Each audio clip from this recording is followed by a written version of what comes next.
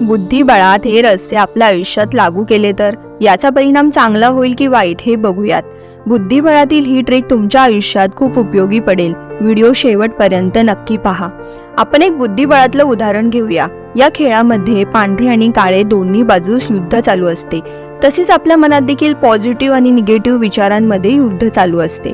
Anxiety negative विचार बनवून तुम्हाला हैराण करते आणि तुम्ही चांगली पुस्तके वाचून, चांगले व्हिडिओज बघून आणि अजून काही अँटी एन्झायटीचे उपाय करून त्यावर मात करू इच्छिता. पण या सर्व प्रक्रियेतून तुम्ही थकून जाता आणि तुमच्यामध्ये ऊर्जा कमी होते, कारण तुमच्या मनात सतत या दोन विचारांचे युद्ध चालू असते.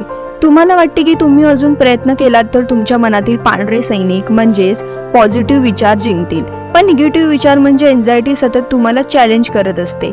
यावर उपाय आहे का? हो, नक्कीच आहे. बुद्धिबळाचा बोर्ड पाहिला आहे का?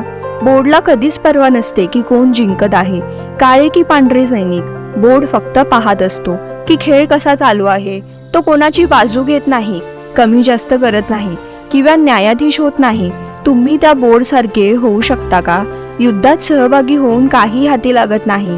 यात तुम्हीच थकून जाता आणि आपल्या आयुष्यातील जवळच्या माणसांना दूर करता. आपल्या आयुष्यातील गोल साध्य करू शकत नाही, म्हणून त्या बोर्ड सारखे व्हा.